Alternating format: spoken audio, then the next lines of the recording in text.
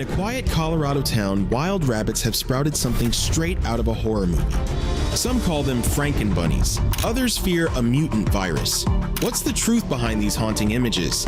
Experts say the culprit isn't an alien parasite, but a rare DNA virus first identified in the 1930s. Wrong. It's an alien virus. Good morning. Rise in freedom. Welcome to the Wake Up America show. It's Freedom Family Friday.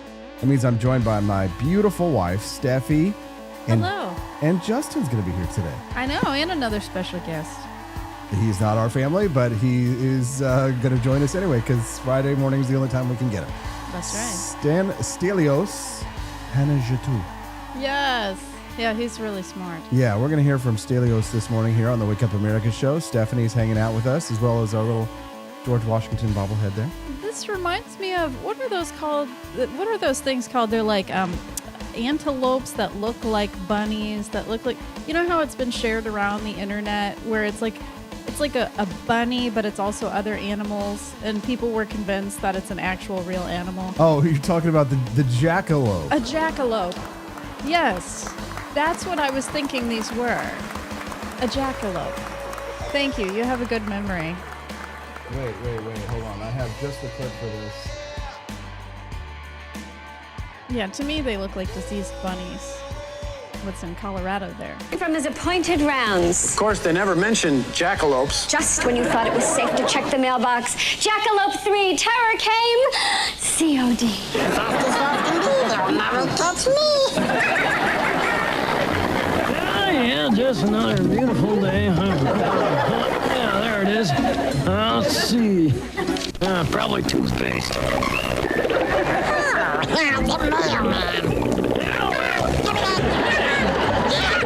Yes. They are real. That's a jackalope. Yes. See, that looks like a Frankenbunny to me. There it is.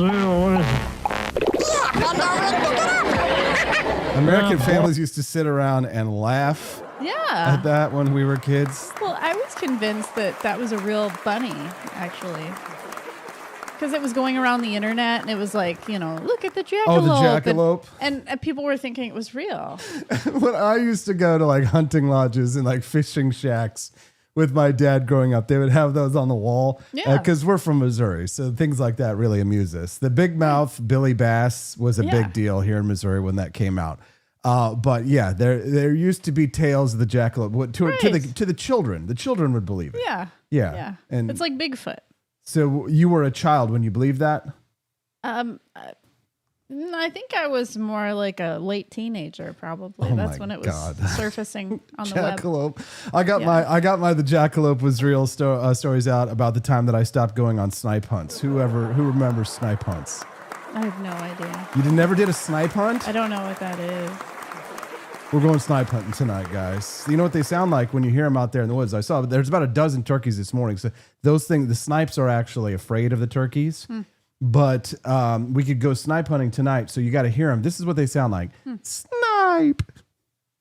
Snipe. So if you I tonight, have no idea what that is. who wants to go on a snipe hunt? We heard coyotes last night. We did hear coyotes last night. The coyotes, they feed on snipes, but that's what a snipe sounds like. So tonight, when it gets dark, just after sunset, remind me, Stephanie, and you and I will go on our first snipe hunt. Just remember, this is what they sound like. You'll hear them, and we'll have to split up to find them because like two people or more. Oh wow, yeah, that means that's you. Snipe. That'll be you. I don't think so. I'm not looking to get scared. It's gonna take a while, says Quest. All right, so the news today, absolutely horrifying. The Frankenbunnies, legitimate monsters with horns growing out of their faces. I mean, these things are they doing anything to create havoc, Yeah, absolutely. Terror throughout Colorado. I mean, these things are, look at these things. Some call them Frankenbunnies. Others fear a mutant virus. What's the truth behind these haunting images? Experts say the culprit isn't an alien parasite, but a rare DNA virus first identified in the 1930s. The shop papillomavirus causes benign wart-like growths on rabbits, often described as horns or tentacles. It's like human papillomavirus. Or so the experts say. That's the STD. But that can cause warts. So these are not warts. Well, it was saying it can cause warts. I don't like having a picture of that tick up on the screen like that. Frankenbunnies. So watch out, coming to a town near you, as real as a snipe. We've got a lot of topics this morning. Like we said, we've got 2 guests. Stelios Panagiotou will be joining us this morning. Justin will be joining us at 8 a.m. Everybody loves Justin. Yes.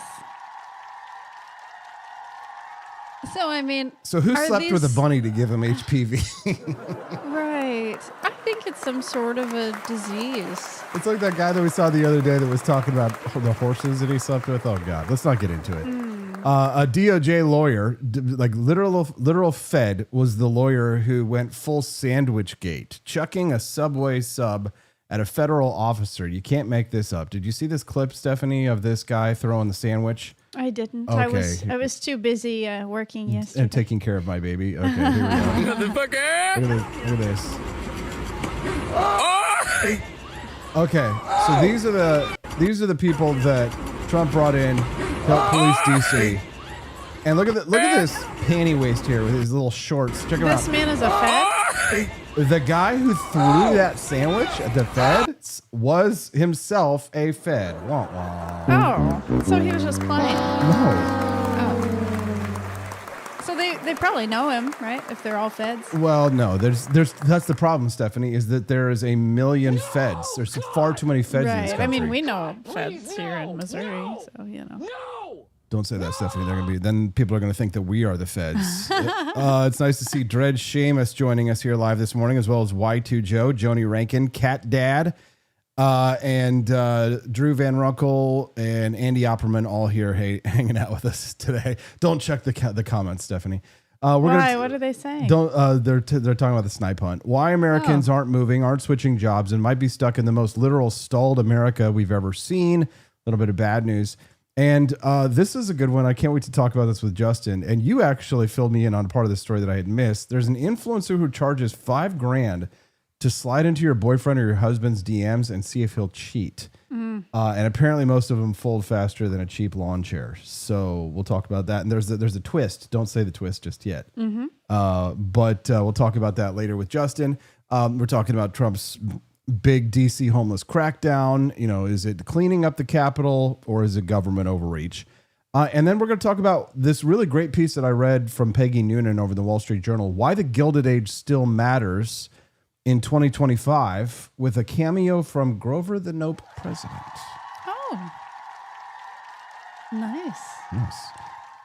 So this morning at 7:30, we're going to bring in Panagiotou to talk about the revolt against Reagan inside the GOP and the rise of what we call post-liberalism. We're calling it the return of zombie Reagan, because that is a really great meme. At 8 o'clock, my brother Justin joins us, and of course today we have some special bonus content.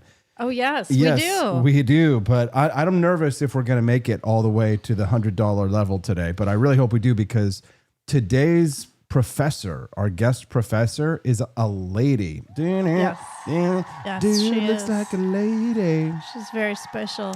She is, and her she is the Magic School Bus joining us today. That's right. So- What is that teacher that was on the Magic School Bus with the red hair? Well, she was the teacher, but now we actually have the Magic School Bus itself, who it turns out actually is a libertarian and a wizard, which is how they managed. That's where the magic came from on the Magic School Bus. But who would have thought that a public school bus would have been a libertarian? But apparently got sick and tired of all those stupid kids in public education and The Magic and School the Bus teachers. was a good show. I have fond memories of that. Well, Professor Bus herself will roll in to teach one of 2 Defense Against the Dark Arts classes. So if we hit our bonus content goals today, and if we hit $100 raised, she's going to take us on a school ride through the hidden curses in America's education system. Boy. All with a little sass, a lot of smarts, and maybe a horn honk or 2. So And lots of laughs. yes, of grab course. your coffee, load up the Rumble chat. Let's keep that trigger finger ready, because if the Frankenbunnies come hopping down your street, you're going to wish you were tuned into this show first. Are we ready? Let's get it. Yeah. Yeah. All right, so Sandwichgate, here it is. Suspect, Sean Charles Dunn. This is the guy. These are the people who work at our Department of Justice.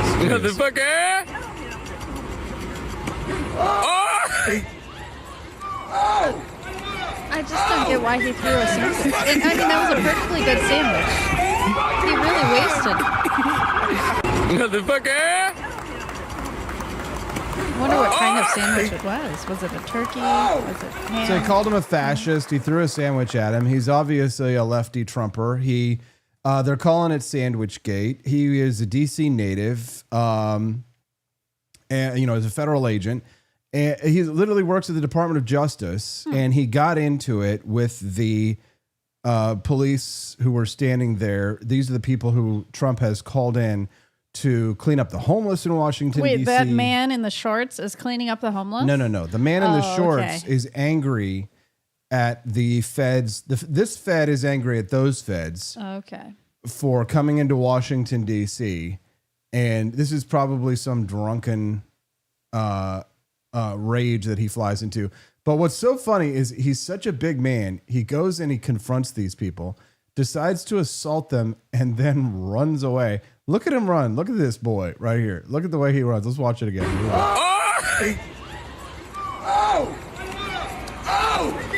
It's fucking good! And they've all been to that Fed training school, I'm sure, so they've learned how to run fast. Yes, that's exactly right. Yes, the Fed training school. Feds are just normal people, you guys. They're really nobody special. They have issues just like everyone else. So Pam Bondi, she's the Attorney General of the United States, says that he was fired after he threw a sandwich at the feds. They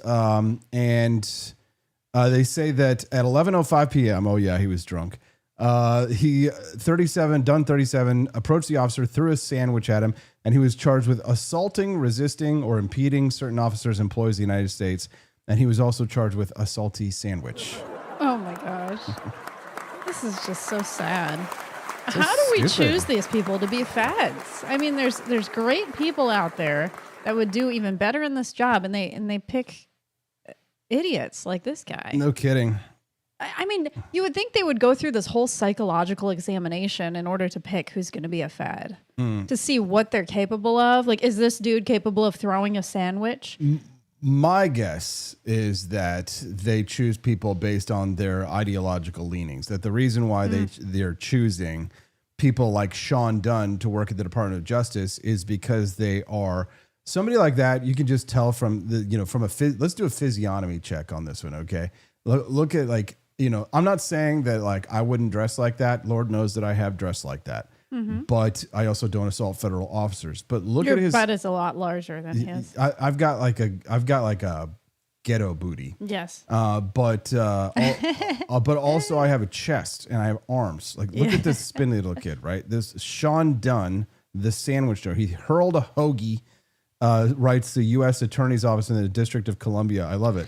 Isn't anybody selling the sandwich on eBay right now? I'm sure it's worth money. I don't know who would buy such a thing. I do know who would buy a Freedom is a State of Mind magic mushrooms tea from the shop, and that's Drew Van Runkle. Oh, yes. I'm the one who originally added that to the shop. And Grizz Cheese dropped $5 and said, ban assault sandwiches. There is no reason for any person to own a 12-inch sub sandwich. Our founders never intended for sandwiches to exceed a standard hand-sliced piece of bread size. I always get 12-inch.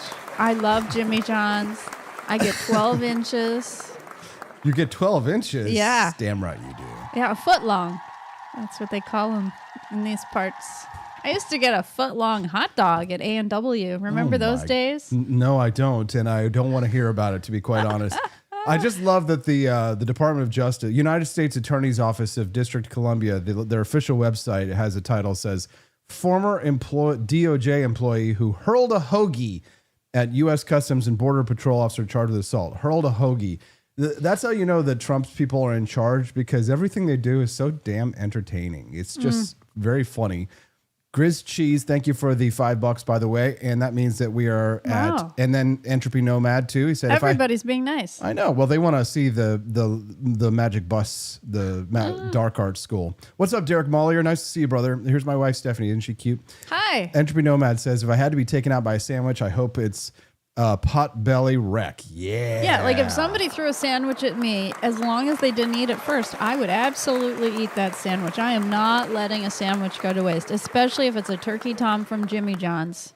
I mean, that is just too good. You know, in reading this story, I guess I'm just realizing now that there really is a lack of good details on this case. What the altercation was about, why he decided to throw the sandwich at the man. I mean, he worked at the Department of Justice, so stupid enough to throw the sandwich, but smart enough to shut up and not talk to cops like the people in those true crime things. You know, it's all probably classified. The feds are not going to reveal private information. It's classified. The Subway sandwich is classified. They're only talking about it because it was on a video. If it wasn't on video, they probably never would have said anything about it. Nelson65 says, poor AP, are you having sandwich envy? Oh, yes. Yes. We got a lot to talk about today.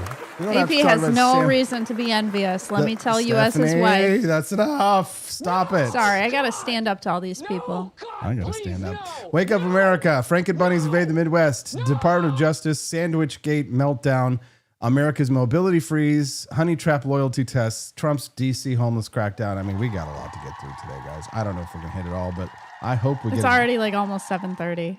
Did you see the video that I dropped in the chat with you and Justin, where it was the bulldozer that they had brought in and they're... No, I was working so hard last night exporting segments into our emails and text messages. I know, and I appreciate that. We had to switch text messaging providers. We were working until 10 p.m. at least last night. These are the kinds of things that we're seeing. Damn. They're arresting someone. This one comes in, decides to assault an officer. Bam! Is this what you voted for?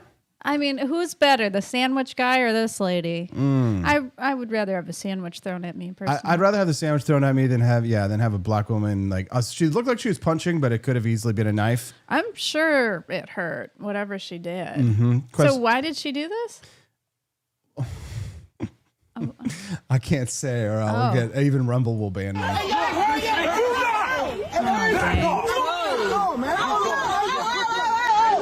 let the chat say. Quest Fanning says, "You remember the reek? No, the wreck." What? He dropped a couple bucks in the tip jar. We appreciate that. Looks like we're at like $35-ish dollars raised. Everybody's being very giving today. Once we hit $75, that unlocks today's bonus content for the mini documentary, and then the $100 levels, the Defense Against the Dark Arts class. I'm really excited about that. We're less than 10 minutes away from hearing from Stelios Panajiotou this morning about zombie Reaganism and the rise of post-liberalism. And we hope you all will join us tonight for Freedom Arcade, too. I'm excited about the Freedom Arcade, man. People are loving it. Yep, 8 p.m. Central Time tonight. And hopefully tonight it'll actually work where subscribers of our show can get in, right?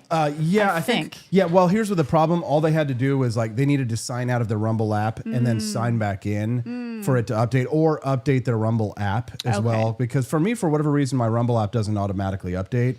Well, some of my other apps do. But if you guys have a red castle next to your name, then you will be able to watch the stream tonight, Freedom Arcade, and it's a total blast. We've been having an absolute blast, especially on Discord, where the community is growing like crazy. So if you're not a member of the Discord community yet, today's a great day to join it, and make sure that you drop some comments, introduce yourself, and be like Andy Opperman, who says they should really pass some meat to bread ratio regulations there in DC to make sure those sandwiches cannot be weaponized. That's funny. Thanks for the $10, Andy. Yeah, that sandwich did look a little weak. It just kind of fell apart. Is the sandwich weak, or is it the man who threw the sandwich? Well, he probably got toppings on it that are kind of weak. What kind of sandwich do you think he had, Stephanie? Vegetarian. I mean, I'm not going to hate on my prior self. I used to be a vegetarian, but it was probably a vegetarian sandwich. Just saying. He doesn't like the meat. It's the Jared rule, right? Writes Richard Allen over on X. It's nice to see our friends over on X. If you really want to be a part of the conversation, though, the conversations all happen over on Rumble at rumble.com/AP for Liberty. So make sure that you join us there. Liberty Tonight Show is in the chat. Entropy Nomad, Derek Mollier, and so many other friends. It's nice to see everybody here today. We've got 5 minutes until Stelios joins us. So that means we're going to go to a quick little commercial break, but it's only because you haven't unlocked the first stage of the bonus content yet. But we're only like 30, 40 bucks away. We're like so close now. So yeah. So keep it coming, guys. Those Rumble Rants. Picture this. It's 1776. Thomas Jefferson is hunched over his desk at Monticello, ink-stained fingers, writing the most radical document in human history. Do you really think he was sipping Starbucks? No. He was drinking something bold, something black, something brewed strong enough to fuel a revolution. That's the spirit behind Founding Flavors, our signature line of liberty-fueled coffee. No soy froth, no climate guilt, no corporate slogans. Just real coffee, inspired by the men who wrote freedom into existence. Every cup is a quiet protest. Against mediocrity, against tyranny, against bad coffee. So this morning, skip the globalist brew. Grab something worthy of a free man's sunrise. Founding Flavors. Now brewing at forlibertyshop.com. This summer isn't about sunscreen and safe spaces. It's about liberty, laughs, and looking like a red, white, and righteous badass. Welcome to the Summer of Freedom collection. Beach towels bold enough to trigger a liberal arts professor. Tank tops louder than a 4th of July fireworks finale. And mugs that scream, "Don't tread on my caffeine." Whether you're storming the sandbar or just grilling like George Washington with a Bluetooth speaker, this is the gear that lets everyone know. You're not here to play woke. You're here to play cornhole with conviction. So crack open a cold one, fire up the freedom, and rock the merch that makes communists cry. The Summer of Freedom is here. And it's absolutely unapologetic. Patriots, listen up. The sun's out, the shades are on, and the Gulf of America is wide open for business. This summer, don't show up to the beach looking like a landlocked liberal. Gear up with the Gulf of America collection. Towels, tumblers, shirts, hats, fanny packs, because nothing says freedom like cannonballing into liberty with style. Whether you're grilling burgers, catching waves, or just flexing on social media, do it draped in stars, stripes, and pure American greatness. The Gulf of America isn't just a place, it's a lifestyle. Hit forlibertyshop.com and roll into summer like the Founding Fathers just handed you the keys to the coast. Beaches, BBQs, and bald eagles approved. You should too. Head over to forlibertyshop.com and get your Gulf of America gear. Summer is coming fast. That's forlibertyshop.com. Here at Alligator Alcatraz, the fence keeps them in. But slip up, and you're on my plate. Looks like breakfast is making a run for it. We got 3 hot meals trying to check out early from Alligator Alcatraz. They can splash, they can sprint, but there's no escaping Alligator Alcatraz. Caught 2. The third? Huh. The swamp's got its own way of catching runaways. Mama was wrong. Gators don't need toothbrushes. Just an honest job making America great again.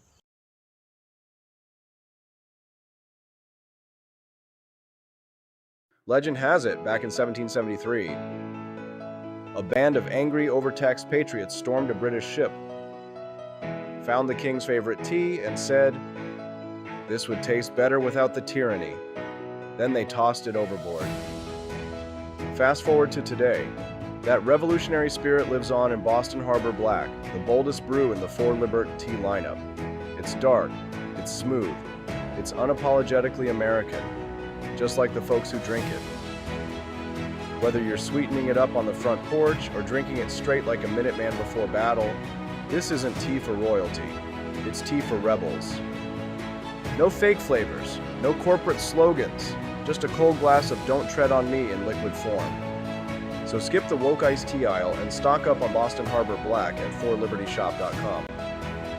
Because when the heat's rising, the least you can do is drink like a patriot.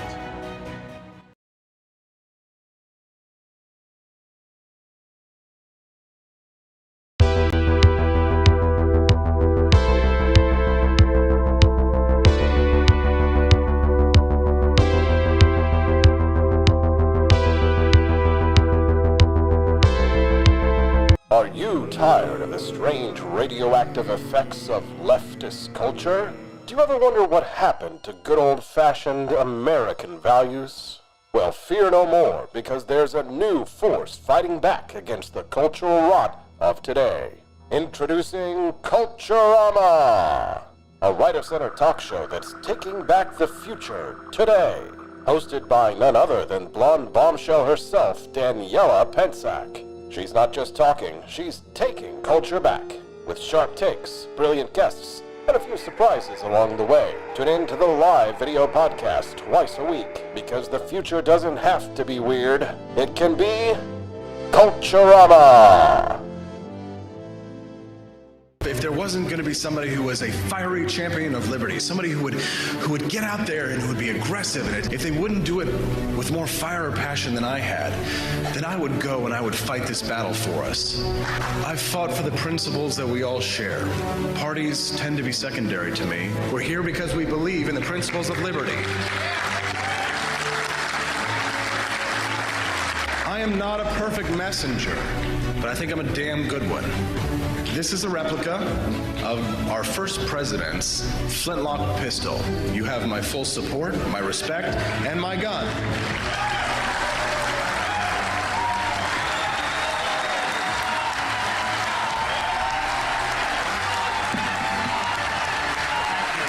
I think that at the heart of my philosophy is much more libertarianism than well, that's the fashionable word these days, I guess. A conservative is no longer. I think that Democrats have to get it around their heads that Americans are far more hawkish on crime than they think that they are. What are we talking about? Trump's net approval handling crime. Where was he last year? He was way underwater at minus 13 points views of term number one. But look at where he is now. He's on the positive side of the ledger. He's on the positive side at plus 1 point. Americans view Trump far more favorably now on crime than they did a year ago. And while this polling doesn't take into account what's exactly happening in D.C. right now, it does take into account what happened in Los Angeles, what's happened earlier this year. And Americans, for the most part, actually view Trump favorably. Crime is one of Trump's best issues. It's one of the reasons why he wants to talk about crime, because it favors him. It will be very interesting when you can see polling that has what's happening and rolling out right now settling in to see if it moves what the impact really is, because it's been a lot of messaging is what we've seen.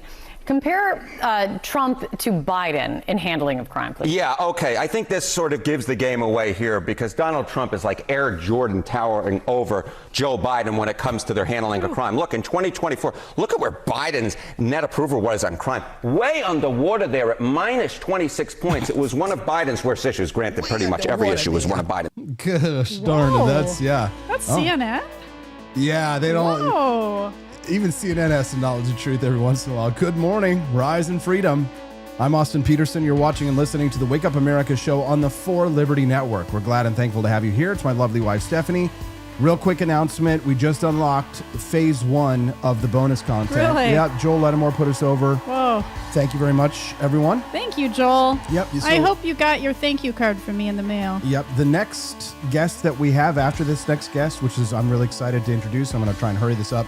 The next guest, after this guest, we will have our mini documentary that everybody just unlocked. So look out for that. And then all we have to do is raise another, I think, $20, and then we unlock the Curse of the Magic School Bus. That we're going to have the Defense Against the Dark Arts class. A little bit of J.K. Rowling action happening at the end of the show.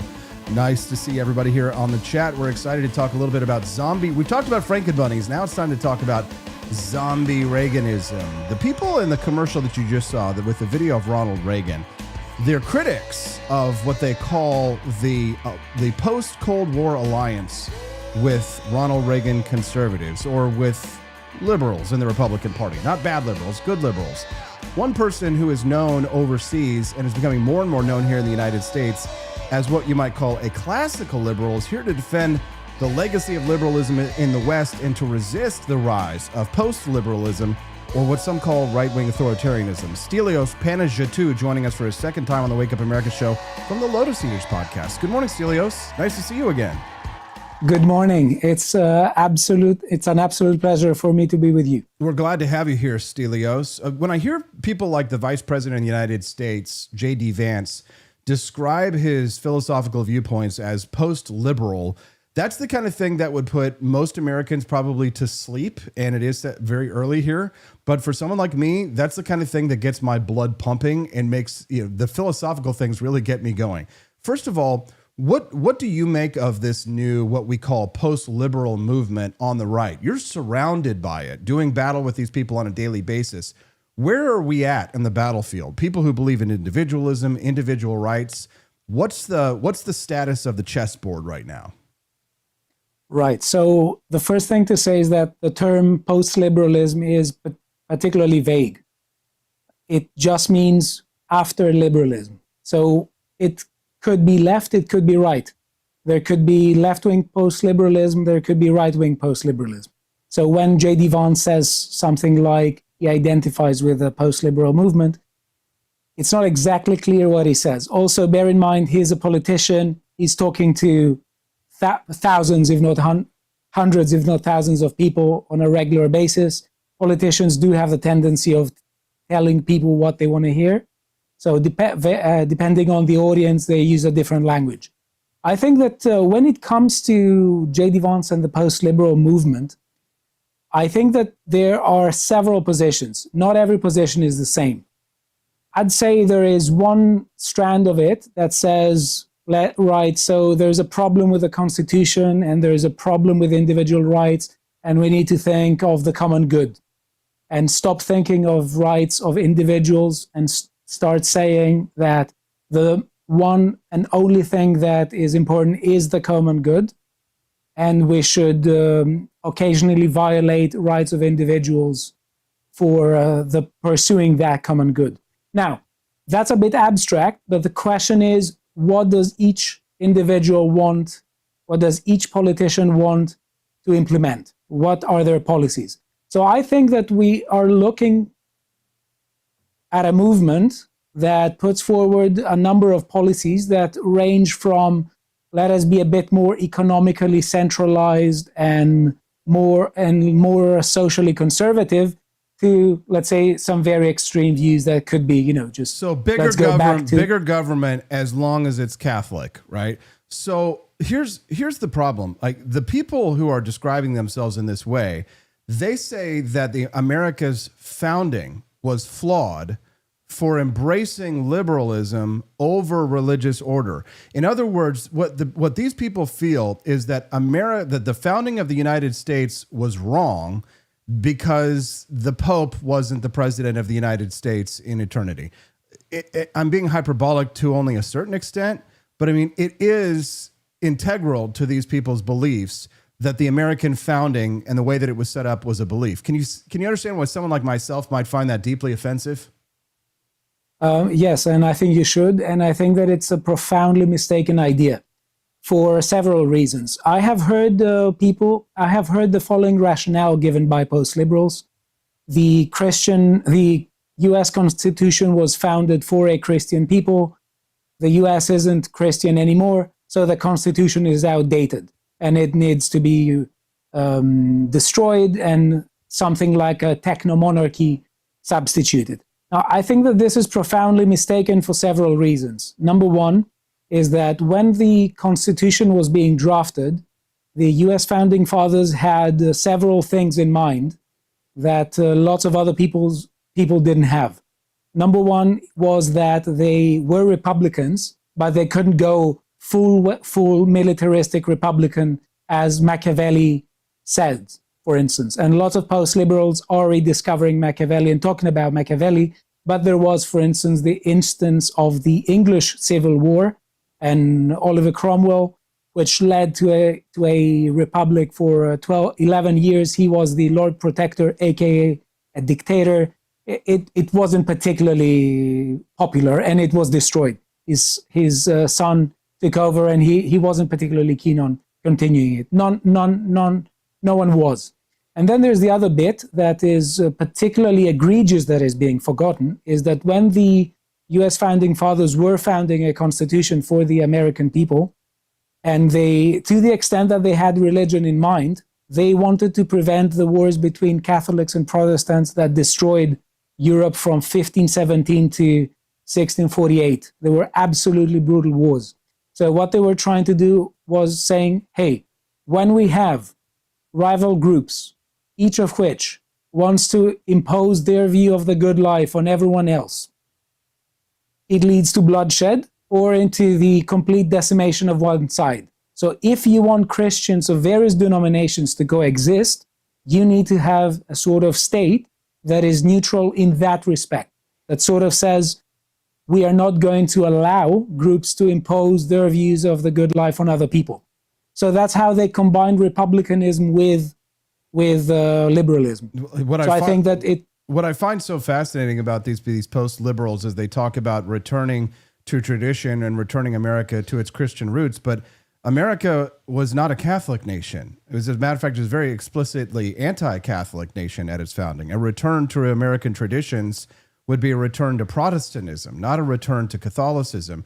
So there's an irony in here and a twisting and a misunderstanding, I think a willful misunderstanding of America's roots and our roots of liberalism. There's a disdain and a hatred for America's founding fathers amongst some of these people, specifically those that I revere, like Thomas Paine and others who were the authors of America, and Thomas Jefferson and others.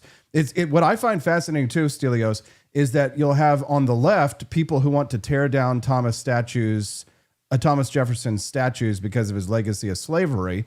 And then you have people on the right who want to tear down Thomas Jefferson's ideas because he was too libertarian. It reminds me of what they say about Ronald Reagan, for example, which in my early years of my political career, hanging with libertarians in the United States, they all hate on Ronald Reagan because they say he was an authoritarian. He increased Nixon's war on drugs.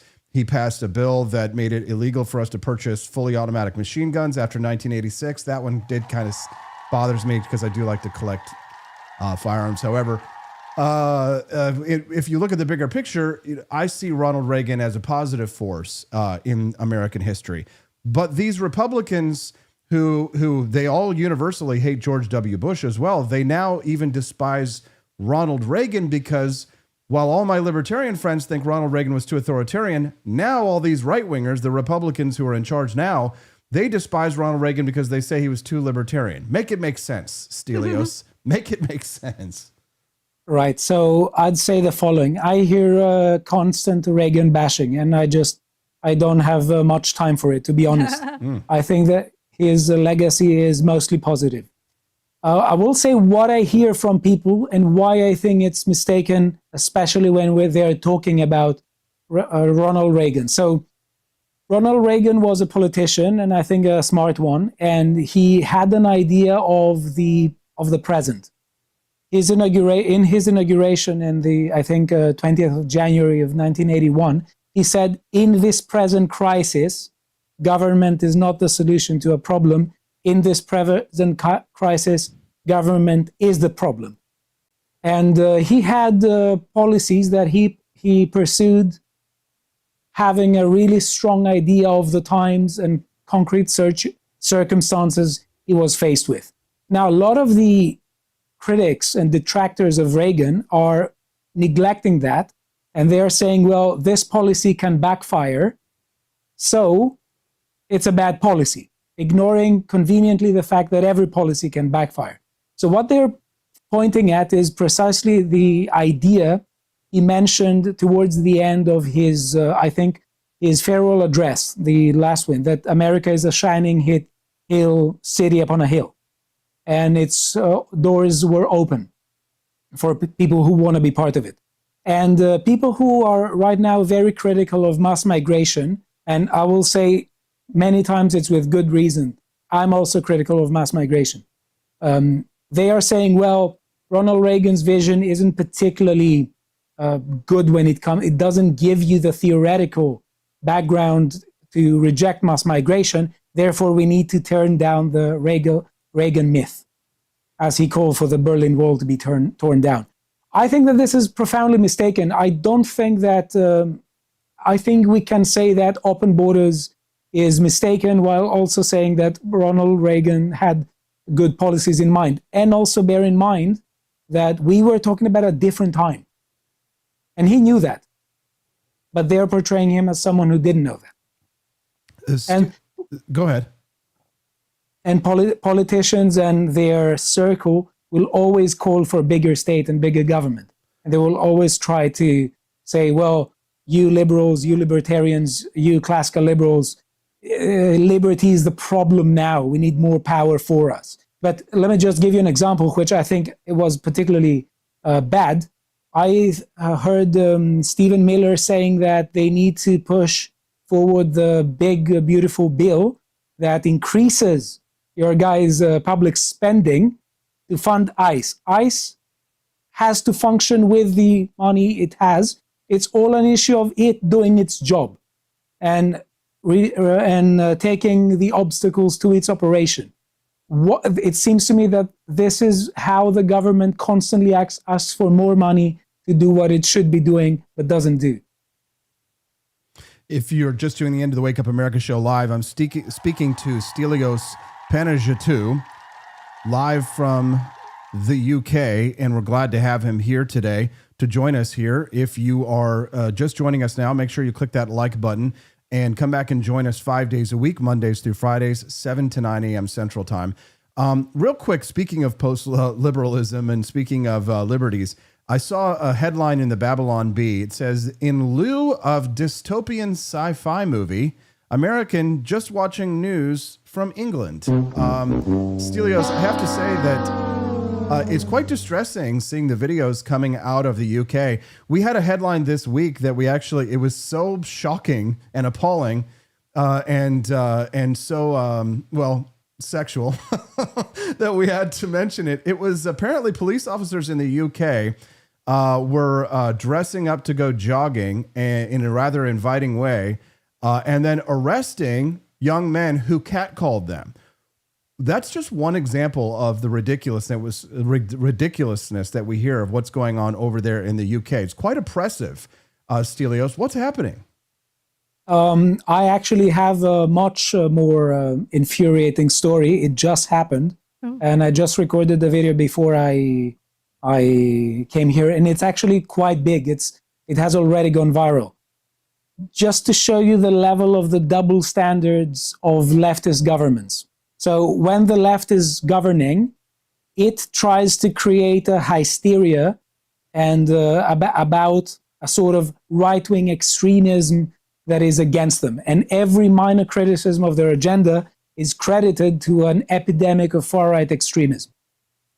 But last year, there was a Labour councillor, so someone who had a position affiliated to the Labour government, who in a counter-protest called for people's throats to be slit.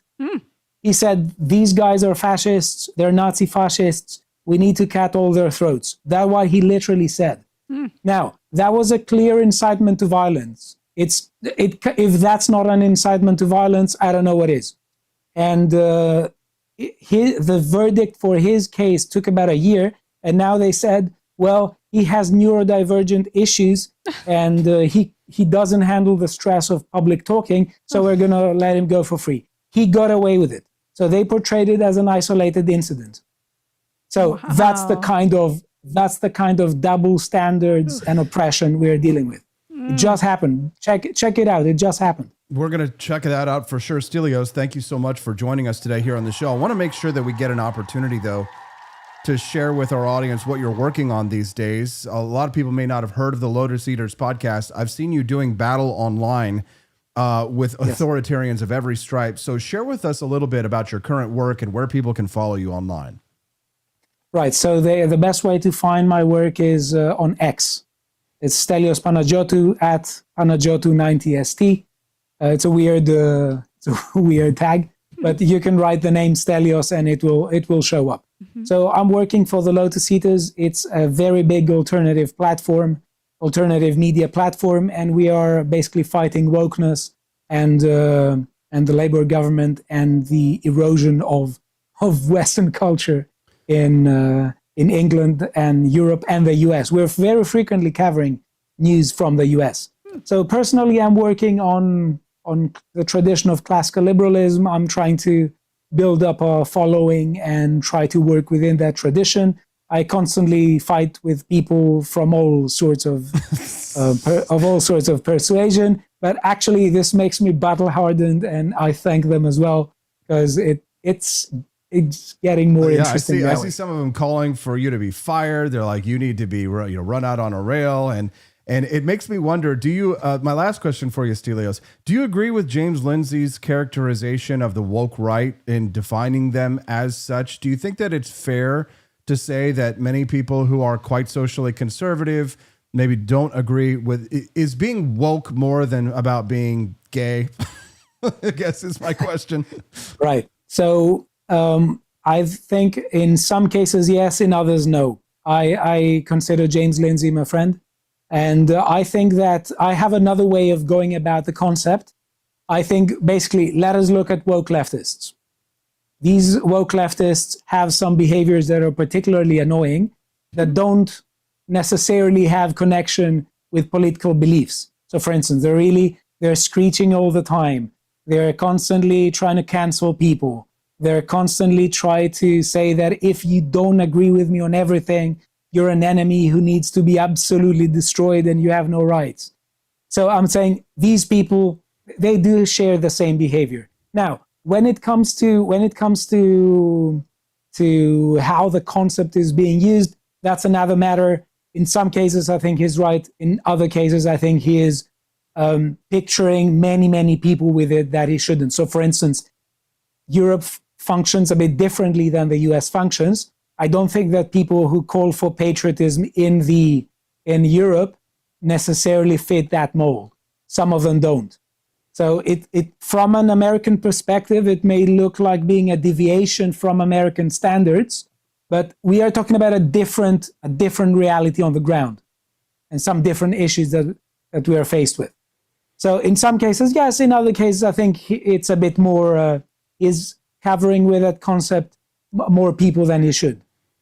Stelios, over there in the chat, looks like you have a lot of fans. They're saying he needs to become a regular. Boy, yes. Wouldn't I love it? We're so grateful, Stelios. Every time I see your posts over there on X, it makes me feel like perhaps there is some hope for liberty in the UK. But if all else fails, then I will sponsor you to come to the United States. So thank you very much. And let me just say thank you very much for inviting me. And it feels like homecoming because I love being among people who believe, who have share common values with me and stuff. Well, you're definitely among friends here on the Wake Up America show. It's the double entendre. We hope that alongside people waking up and having some breakfast, that they will also wake up to the ideas of liberty, and which is our birthright as Americans. And I believe the birthright of those in the UK as well. Hopefully you will restore your God-given natural rights. You have a wonderful day, Stelios. And we'll see you soon. We'll see you online. Have a good one. Bye.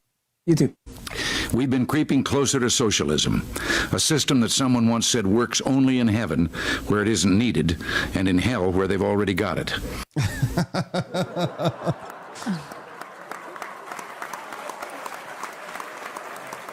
Oh, Ronald. Ronald Reagan. We still got Ronald Buddhas hanging around here. Ronald Reagan Buddhas. If anybody wants a Ronald Reagan Buddha, you can buy them from our shop. No, you can't. I've taken him down off of the shop. Sorry. Darn, because I thought we had extras. We do have extras, but I'm not really super pleased with them, so I won't sell them. Stelios is at home here with the political philosophy. That's L-Dubs. L-Dubs, everybody, make sure you've downloaded Battlefield 6 for tonight for the Freedom Arcade. I don't want to get into a situation where we can't have like L-Dubs join us or Y2Joe join us. Make sure everybody's downloaded and updated their app so that you can hang out with us tonight on the Freedom Arcade. We're going to have an absolute ball tonight at 8 p.m. Central right here on the Rumble channel that you're watching. And you don't have to be a Rumble Premium subscriber anymore to watch, just a subscriber to the channel. So if you see that red castle next to your name in the chat, that means you are a monthly sub to our channel and you can watch our premium content. So that's how that works. That's pretty cool. Yeah. So Justin is going to join us like 5 minutes from now, which means since we've unlocked both phases of the bonus content, Stephanie. Oh my gosh. That means that we will be seeing and hearing the Magic School Bus. And she is almost rip-roaring and ready to go. Wow. So stick around. Wheels on the bus go round and stick round. Stick around for after Justin at the end of the show today for our Defense Against the Dark Arts class. taught by a lady, and she is the magic school bus. And we're going to drop the poll in the Discord for you guys to vote on. Sorry, I forgot to do that earlier, guys, but I will do it now. So go ahead, go over to the Discord while we go to our... What I saw when I said it. But in my mind, it was a tall, proud city built on rocks stronger than oceans, windswept, God-blessed, and teeming with people of all kinds living in harmony and peace. A city with ports that hummed with commerce and creativity. And if there had to be city walls, the walls had doors, and the doors were open to anyone with the will and the heart to get here.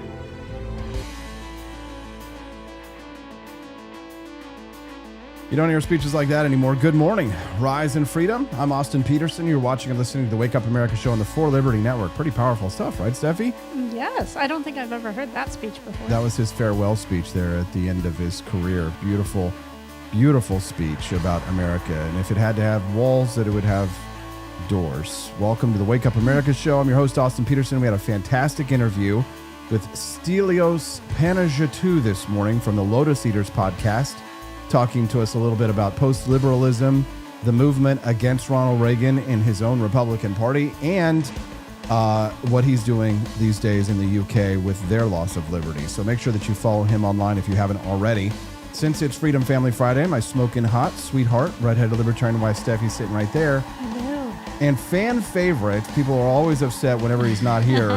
My brother Justin Petersen, looking all handsome with a big old beautiful pink shirt on today. Perfect for the show, Justin. Yeah. Well, you know, I need to lay in a supply like you do, you know? I need to just go and like find really fun, frivolous, frisky shirts. Sheen. We're at that age TJ where it's Maxx. like, it's like, who cares what anybody thinks about us, you know? Like we like to party, you know? It's dad shirts. I don't know if even dads have got like cool shirts like these. Your dad bought you a bunch of shirts in the did, mail, actually. and you too, Justin. Yeah, from what he went to Shein or something Yeah. like that. We Yeah. believe, we believe in Chinese child labor. Get to work. I'm too scared to buy from there because I don't fit into clothes very well, so I feel like I would have all these clothes and I can't take them back. Right. You don't need to. You pay like 20 cents a shirt, so it's like, who cares? But they call it fast fashion. Justin, your thoughts on Frankenbunnies? Well, like all I can, you know, obviously I'm a nostalgia monster, so I love the America's what is it, funniest home videos. Oh, you saw the clip of the jackalope? Jackalope. Oh yeah. Honestly, I'm not pushing my face about it like I was last night in your graphic, in your infographic. But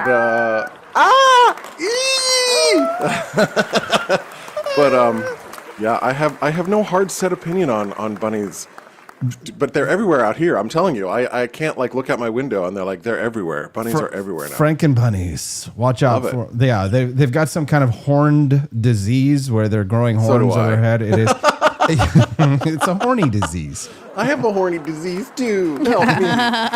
As long as they don't have rabies, I mean, they're not going to hurt people. Right, exactly. They just look funny. Well, good morning, pineapples. We're glad we have the whole family here. Joni Rankin's here. Dad Bod Baboon is here. It's time for us a Friday. Thank God, Justin. Man, some weeks are harder than others, brother. This has been a week for me. I'm telling you. I have been neat. There's been a scandal in my world. Oh. Renee Fleming, who's probably one of the top tier opera singers in the world, was at a lecture this past week or the week before, and was basically saying, you know, I'm in opera, and I really think that we need to stop giving out vocal performance majors to students who don't have an opportunity to get the return on investment.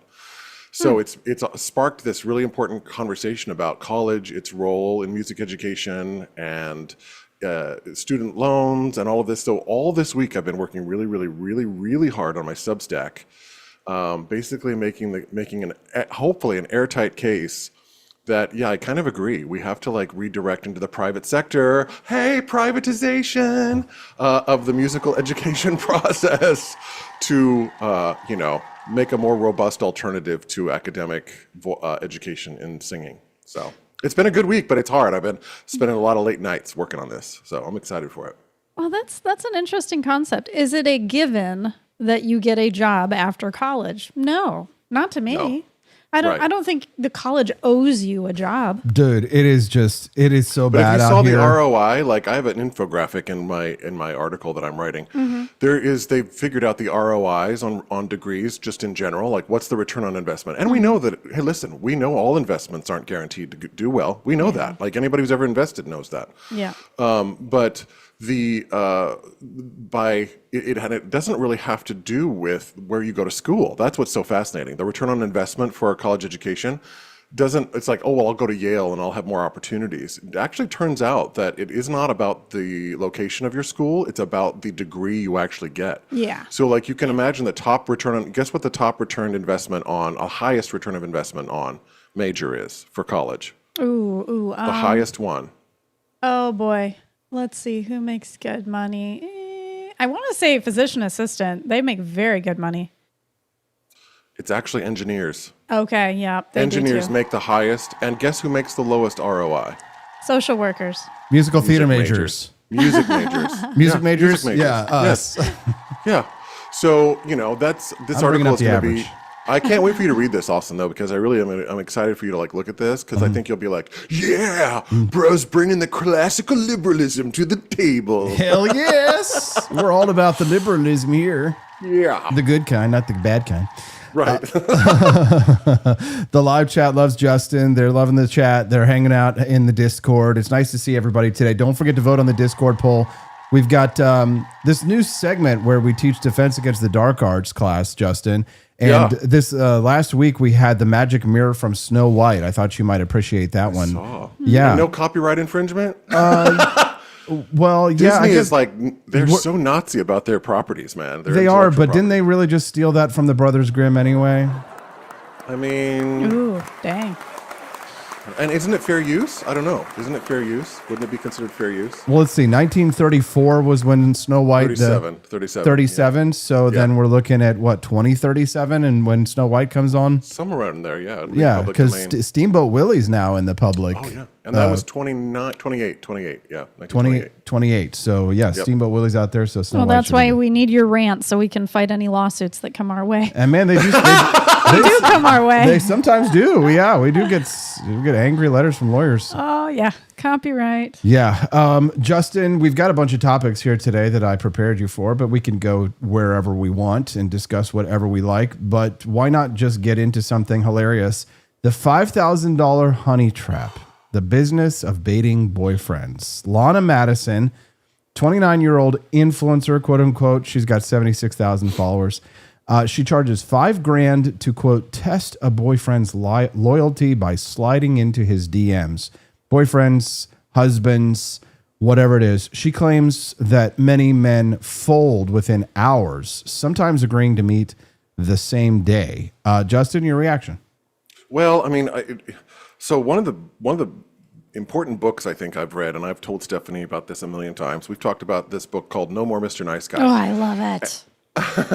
And it's written by Robert Glover. And if you don't know who Robert Glover is, look him up. He's awesome. He's a total dude, and I love the guy.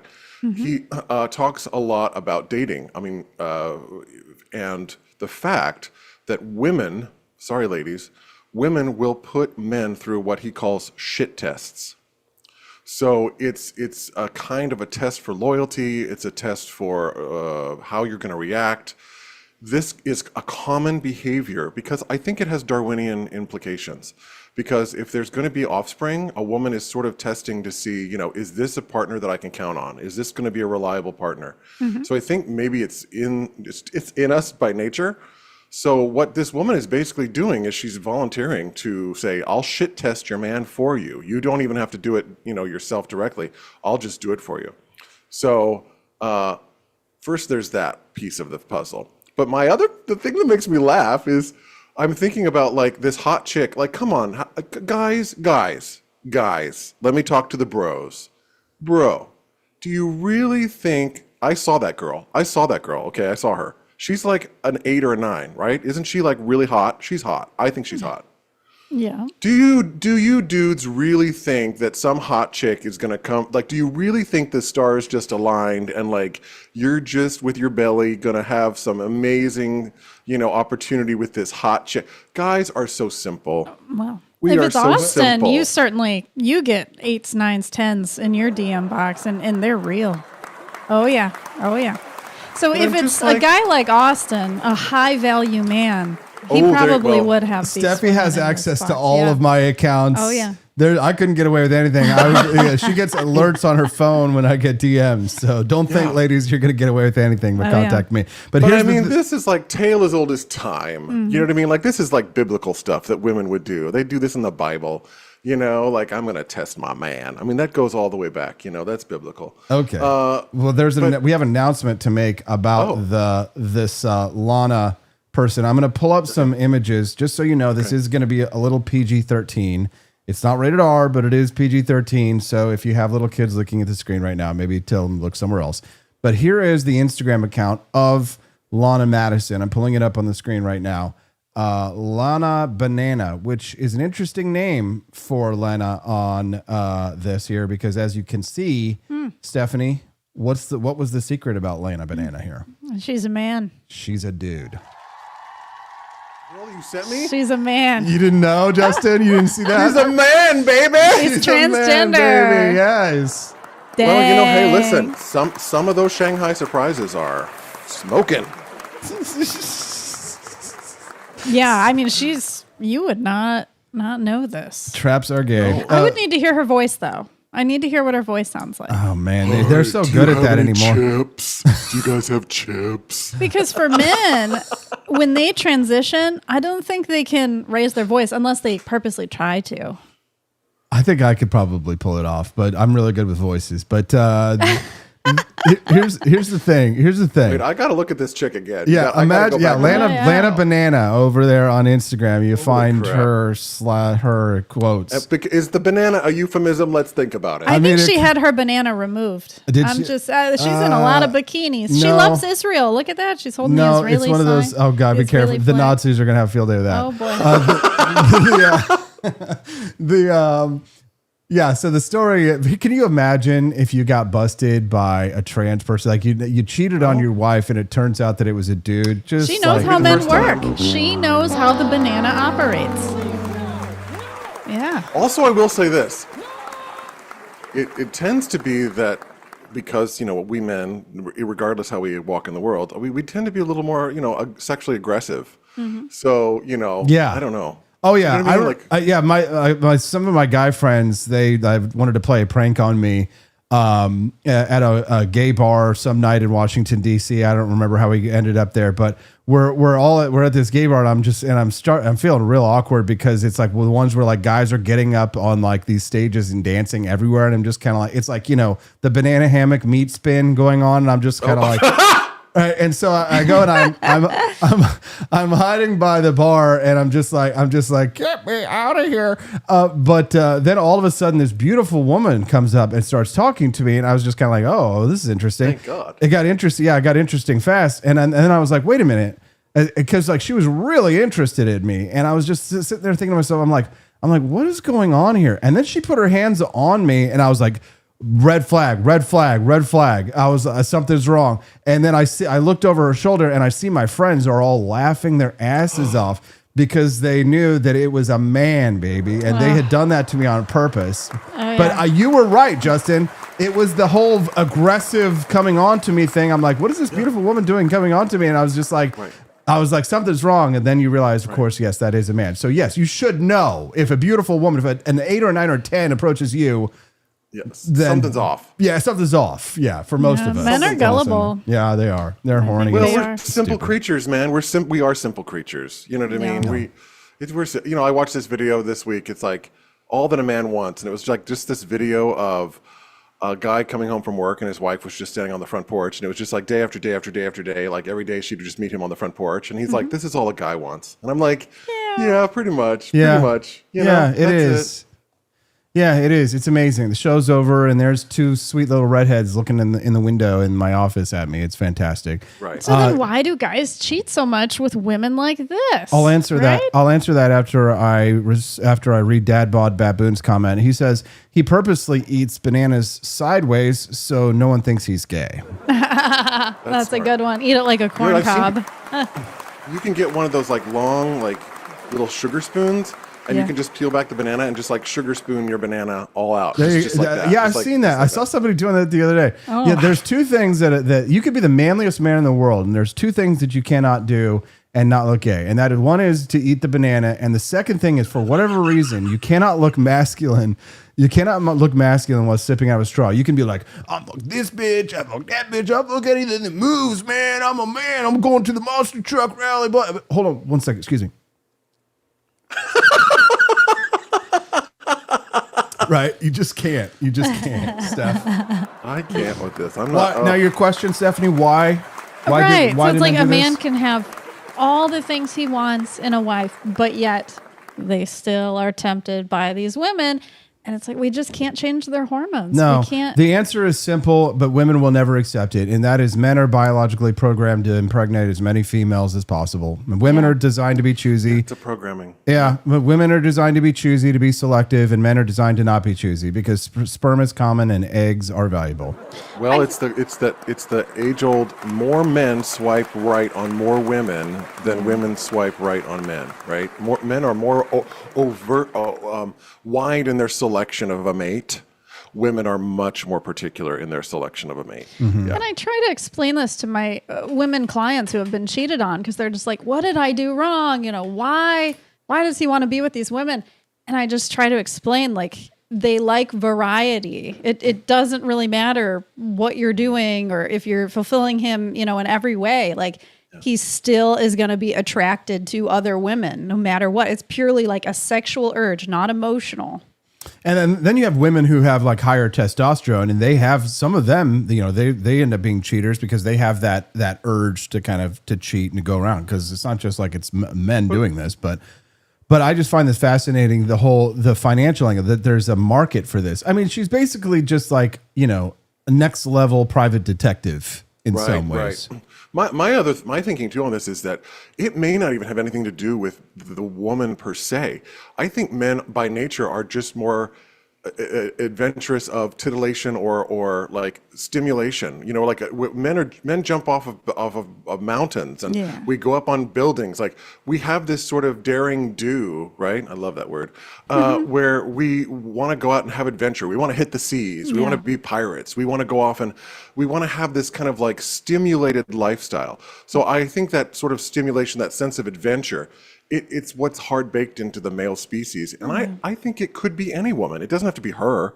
It could just be that sense of like, conquest, the male sense of conquest. Totally. You know? No, it is. There was definitely a time in my life when, like, for me, it wasn't about relationships. It was about, you know, the ability to be able to like to pull, right? If you can pull, that's just, there's something about it because most men can't do it.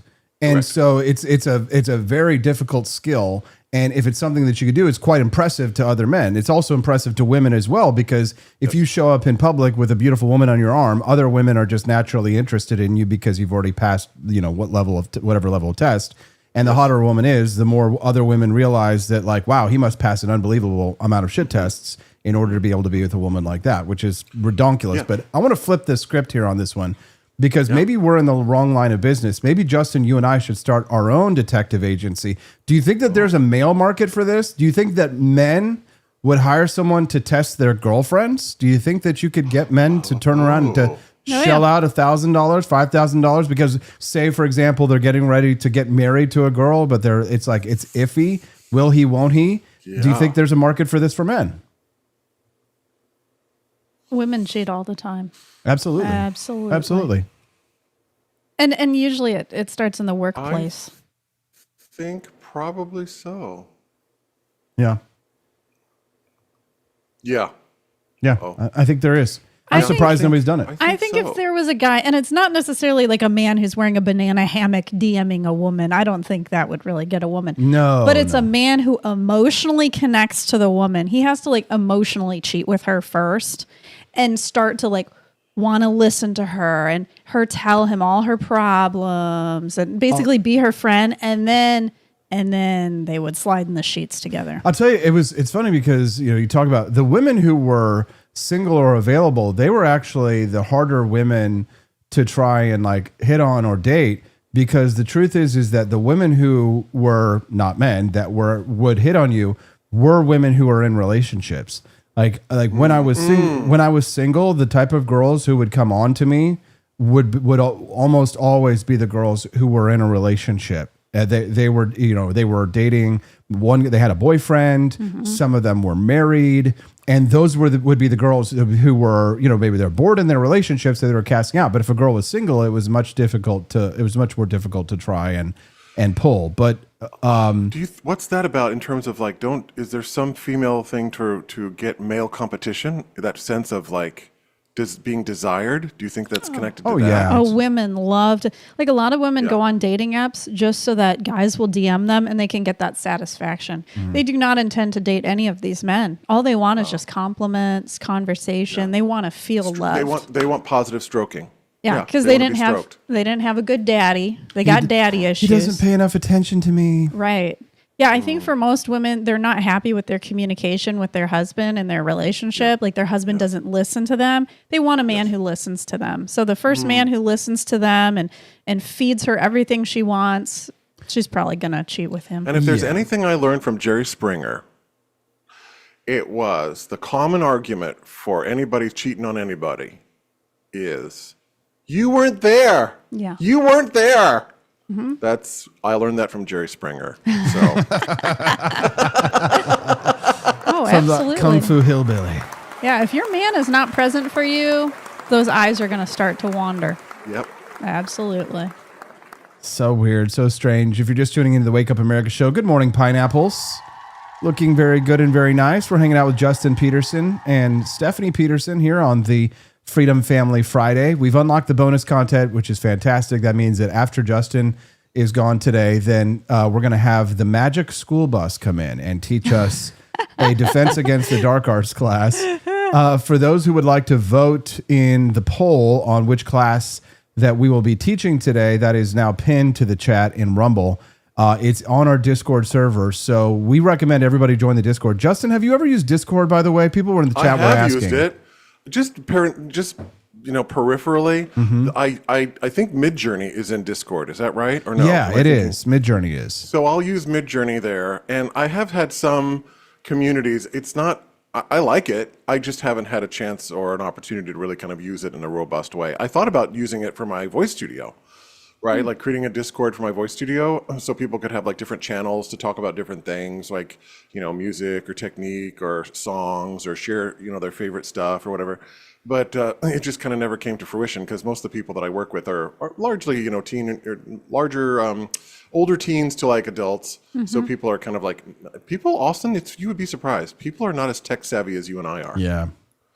People are really averse to technology. They're just like, no, what is this? Well, we tried to get people spinned up on the locals community, but that was kind of a dud. So when we set up our Discord server a few weeks ago, we realized that's where people who want to chat. So I would highly recommend, Justin, if you haven't already, join our community over there. People just really are friendly, and it's actually it's a great way to network too, because people in there, they help each other out. They're constantly sharing information.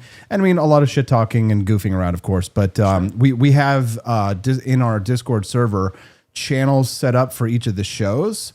And I actually am going to use it. So we're going to release a class here soon on how to use artificial intelligence for different tasks. Nice. And our private channel, we have 2 private channels, but one of them is going to be for people who are subscribers to the online course to be able to like ask me questions in real time if they have, challenges with the AI so that we can kind of talk them through it. And that's going to be coming pretty soon. So check that out. Yeah, L-Dub says it'd be fun to have you around the Discord, Justin. Come on, Justin, says I giving a shits. Hopefully. There's a spicy comment from Dad Bod Baboon. I saw that. Ooh. Do you think he wants you to read that out loud? I don't mean, know. he said it in the public chat. Well, but that public chat disappears after that. Let's give him a break and let him. We'll keep it up. But he basically admires a woman who's on this show. No, don't, Stephanie, stop it. She might be a man. You never know. Exactly.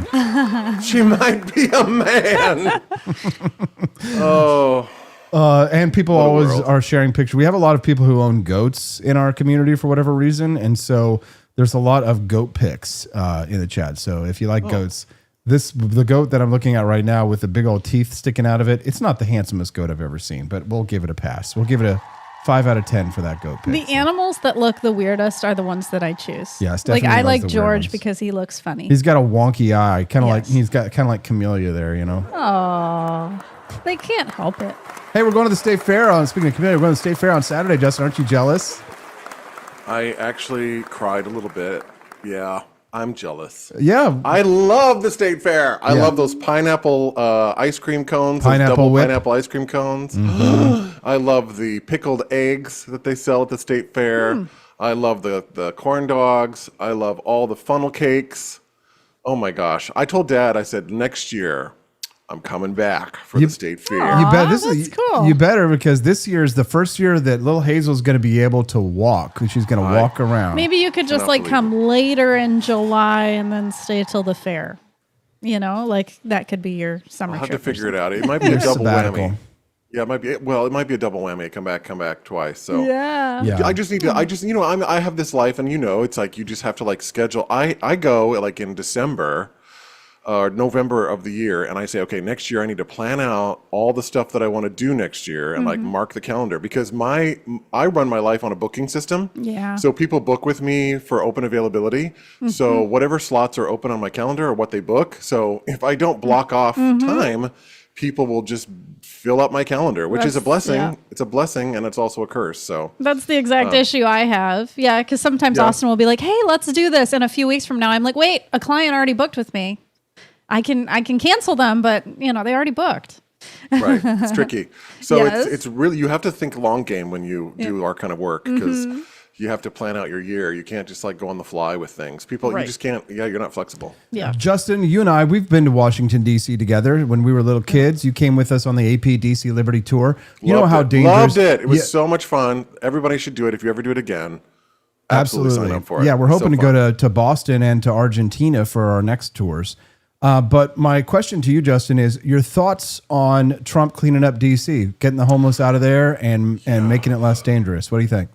Yeah, it's, I don't know. I get to wrestle with this one myself, because I'm like, I don't know. It's like, I mean, there's a part of me that's like, I know, I've seen the discourse online. People are like, yeah, get him out of there. But then there's you can't take the little bleeding heart liberal out of me sometimes, because I'm always like, but where are they going to go? You know, it's like, what's going to happen to those people? I mean, like, just a sense of empathy for like, okay, because you never know someone's circumstances and why they're poor and what's going on with them and why they're there. That's a multifaceted issue as well. So, I mean, I don't know. I hesitate to be like, yeah, about that, because I don't know, it doesn't feel, in my core and moral center, it feels a little weird to kind of rejoice. Is there any part of you, Justin, that is like, yeah?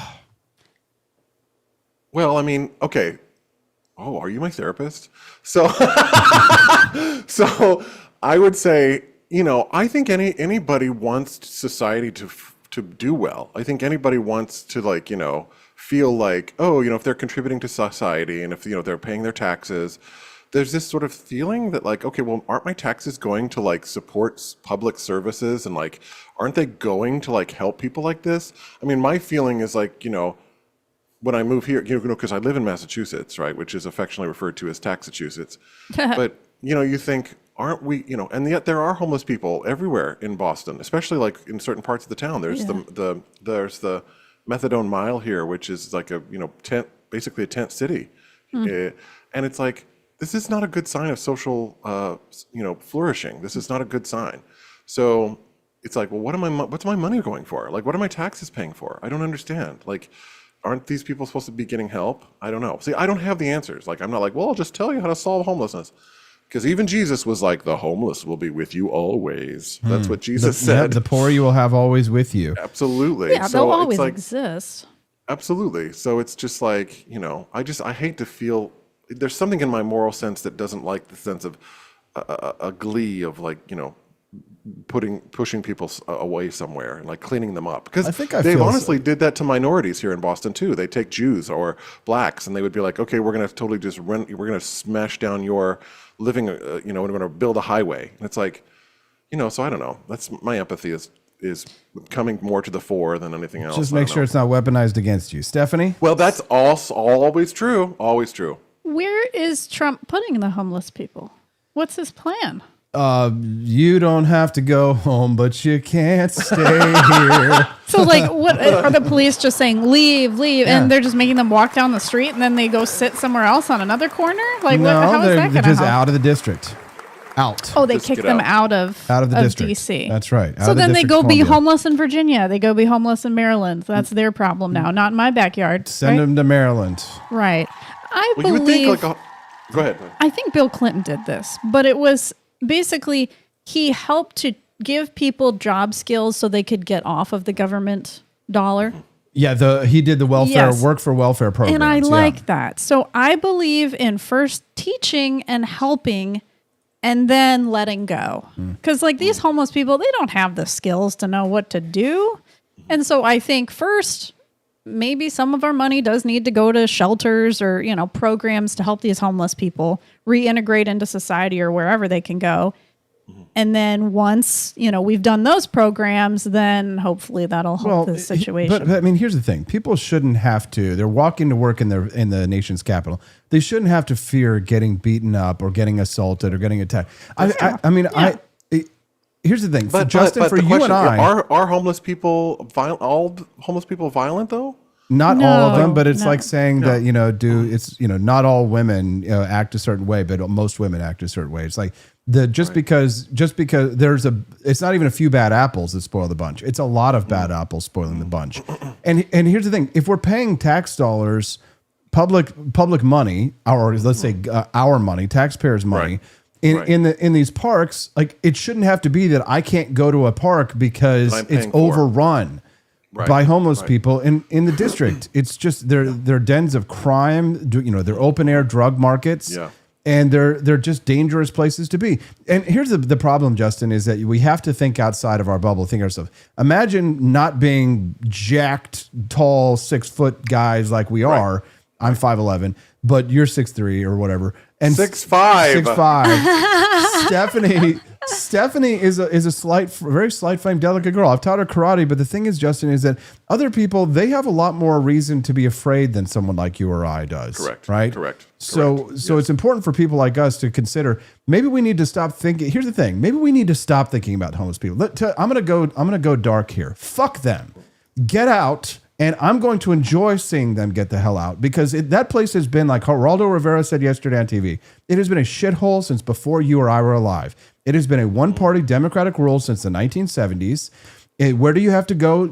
Anywhere but here. Get out of the city, and let's just see what happens when we have a city that has actual law and order. Let's just see what happens when crime goes down, when women are being molested or assaulted or attacked on the streets.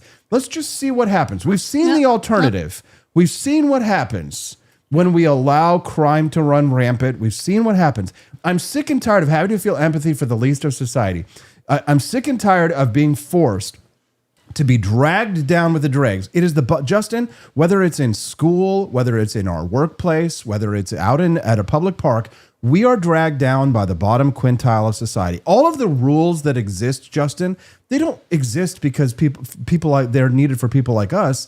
All of the rules that we all have to adhere to exist because of the bottom quintile. It's always the bottom quintile. Stephanie is noping me. Go ahead, Stephanie, go. What they're doing to these homeless people is just putting a Band-Aid on the situation. Right. So they're saying, okay, go create problems over there. Go rape the women in that state, not in our state.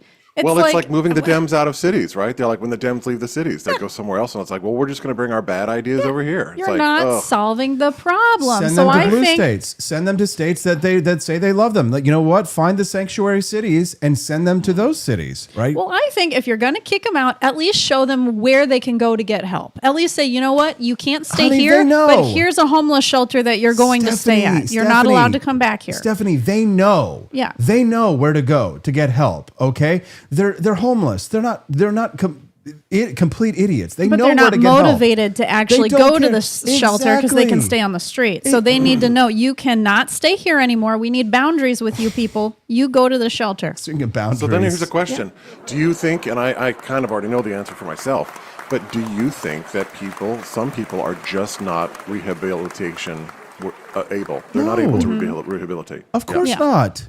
Yeah. Right? It's like having, it's like having a dog that bites people and always bites people. And there's the Are they a pit bull? Is it a pit bull? It's a pit bull. Right? And Steffi, how 112 pounds of Stephanie is like, oh, the pit bull. She's so sweet. She's a nanny dog. She was there to protect people. She only attacks people who are made of flesh and bones.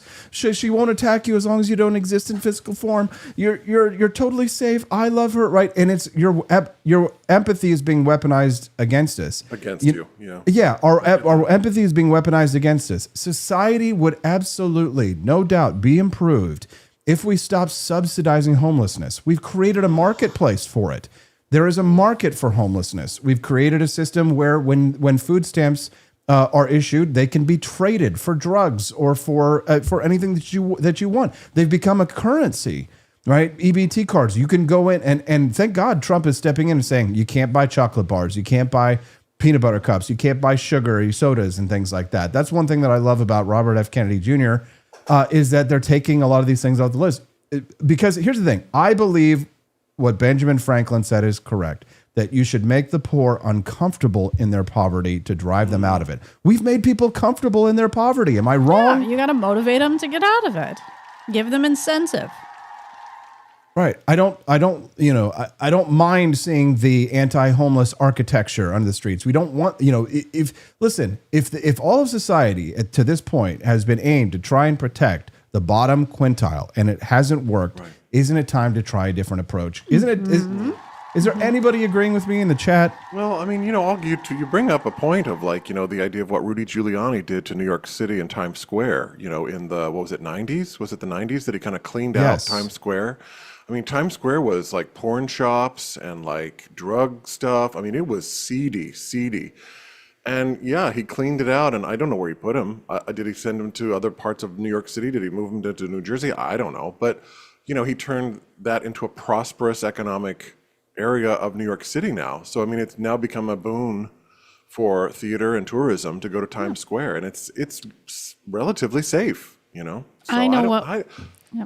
Go ahead, Steph. I know what we need to do to the homeless What's people. that? We need to bring trainers, like music teachers, people who can teach these homeless people talent, and then they can be street performers. That's right. In Busters. cities like New York and DC, and they can bring in. I have some in Boston. We have some in Boston. Money.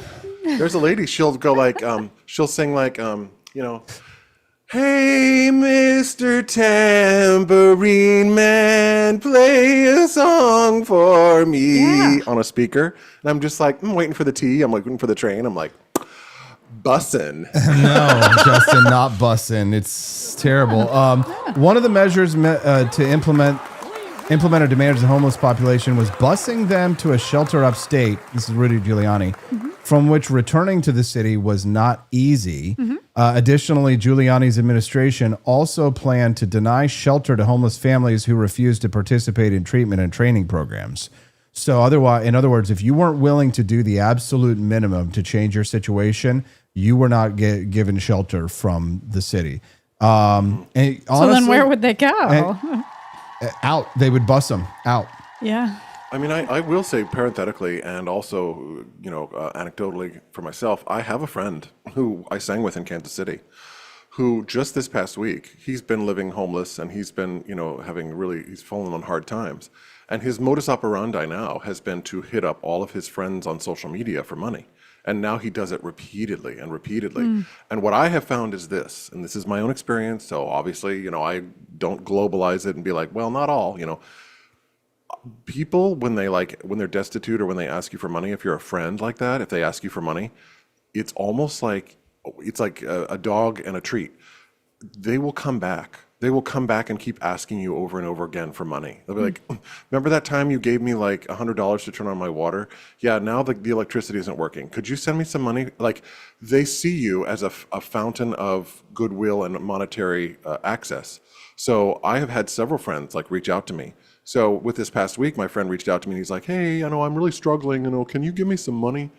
I'm like, I didn't respond. So my tack is just to not respond at all. Yeah, Just I learned that as well. You can't do stuff like that. Thank you to John Rail over in the chat. He donated a couple bucks. Talk about money, that. right? Yeah, we always come back and we ask for the rants every day. Well, we're like buskers, aren't we? Here on the Wake Up America. Hey, Mr. Tambourine Man. Welcome to the Wake Up America show. This is my family. I'm Austin Petersen. I am the least of us. Justin and Stephanie are the best. My better half. Hazel is awake right now. Little Hazel Rose. Boy. She's going to be joining us here in about 20 minutes. Stephanie, we're very excited about our new Defense Against the Dark Arts class today. I think many of us are happy to hear that we actually have our first female professor. Yes. So we'll look forward to that. The Magic School Bus right after Justin. She has great headlights. As Quest Fanning says that as a city dweller, I have to point out that a lot of the bums are here because those nice small towns send their losers to us, a one-way bus ticket and a warning not to come back. Well, let's just build like a city offshore. A floating city made of like garbage. They can live on it. We used to kind of do that at the hospital. Like if a patient, was very needy and they needed to go to a nursing facility, we'd send them to a nursing facility very far away by ambulance so that they would like never come back. I remember one person in particular, we sent them 2 hours away so that if they had another medical emergency, they would go to another hospital and not ours. So it happens. Justin, you must see this in Boston quite a bit. It's probably one of the better cities, but talk to us a little bit about your city experience. Well, it depends on where you go. Obviously, that's always true of any city, where the conclaves will go. I just was struck when I moved here, having lived in New York City. In New York City, I was like, Austin, it was like, oh yeah, you learn in New York City something that I never did growing up in wonderful rural Missouri, which was you learn not to make eye contact with people, which is something that I just did naturally when living in Iowa and Kansas. You just look at people on the street and you're like, hello, good day to you, sir, good day, hello, good day, yes, good day. And then in New York City, you're like, don't look at anyone, because to look at someone is to invite interaction with them. So you kind of have to like bubble yourself in and not notice them. And for me, it was, coming from rural Missouri, that was hard to get used to, seeing all those homeless people like who were sitting there and hadn't bathed in weeks, and some of them were not mentally well. It does hurt your heart. It does for me. It's like, gosh, because you think, what circumstances brought you here?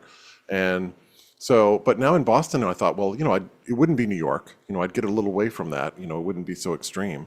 But it has been kind of like when I first moved here, I was like, wow, there really are a lot of homeless people in this city. It's like crazy. Like I'm noticing them more here than I did in New York. And maybe it's just because my expectations are not that I would see people that were homeless.